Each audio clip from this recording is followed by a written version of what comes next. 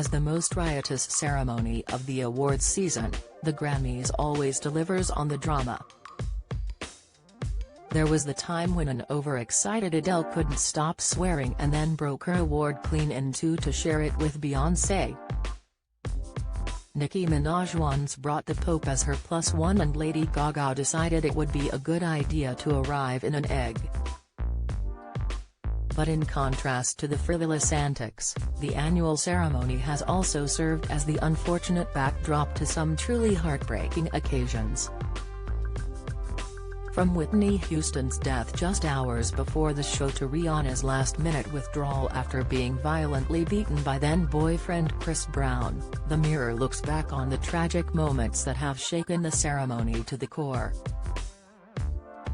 Chris Brown's assault on Rihanna pulled out of the 2009 ceremony at the last minute after then-boyfriend Chris Brown was arrested for violently attacking her in the car on the way home from a pre-Grammys party.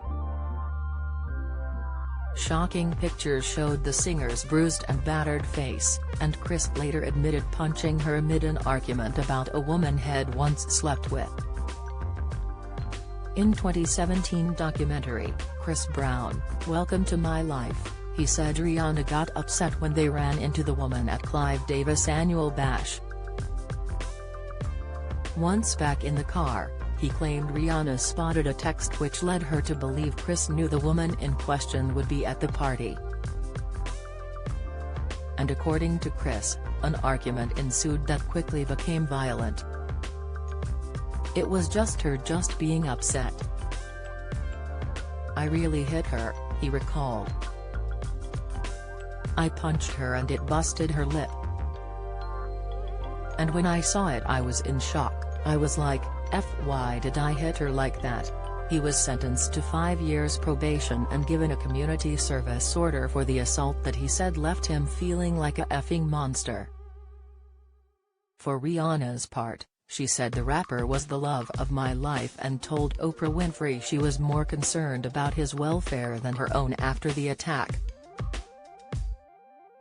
She said, "It was embarrassing, it was humiliating. I lost my best friend. But, because as angry as I was, as angry and hurt and betrayed, I just felt like he made that mistake because he needed help. And who's going to help him? Nobody's going to say he needs help, everybody is going to say he's a monster, without looking at the source. And I was more concerned about him." Whitney Houston's tragic death. Troubled singer Whitney was found dead in the bathtub of her room at the Beverly Hilton Hotel on the eve of the Grammys in 2012.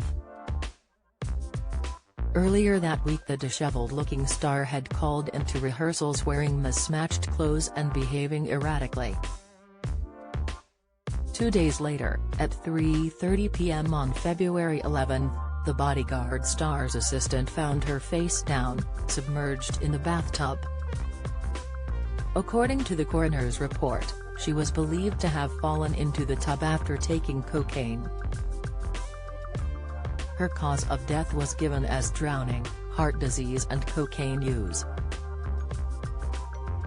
Just hours later, Clive Davis' pre-Grammy party went ahead as scheduled, causing outrage among some celebrities.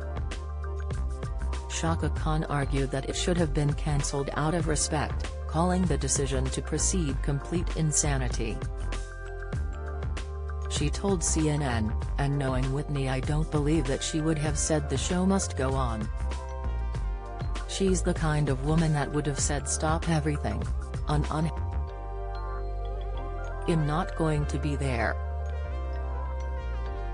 Sharon Osbourne was equally shocked, declaring, "I think it was disgraceful that the party went on." Pointing out that poor Whitney's body wasn't even cold, she continued, "I don't want to be in a hotel room when Terry's someone you admire who's tragically lost their life 4 floors up.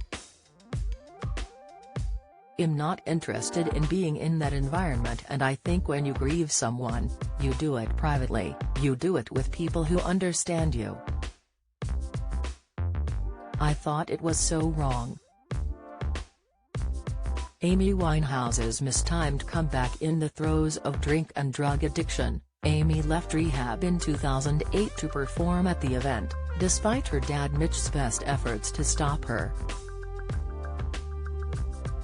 The Londoner won a staggering 5 out of 6 gongs she was up for and dedicated them to her jailed husband, Blake Fielder Civil. "To my mum and dad. To my Blake incarcerated," the frail star told the cheering crowd. Her comeback gig was hailed such a success that she was signed up for V Festival that summer. But after a string of disastrous performances, she relapsed and was diagnosed with lung disease emphysema that June before being hospitalized again in October.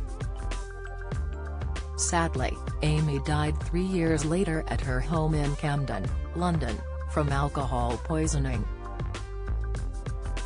Taylor Swift's years. Taylor had endured one of the worst years of her career after a row with Kanye West saw her branded as Snake. Kanye and his wife Kim Kardashian claimed the singer had given her full approval to a line in his track Famous that said, "I feel like me and Taylor might still have sex.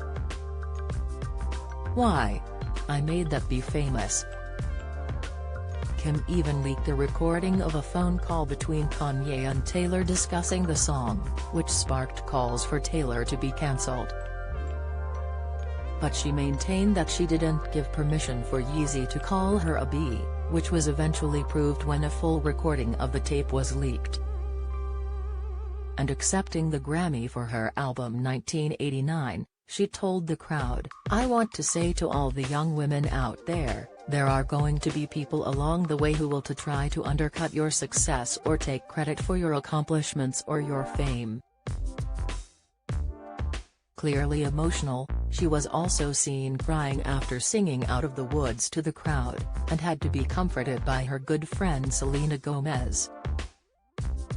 What did you think of this year's Grammy winners? Share your thoughts in the comments section below.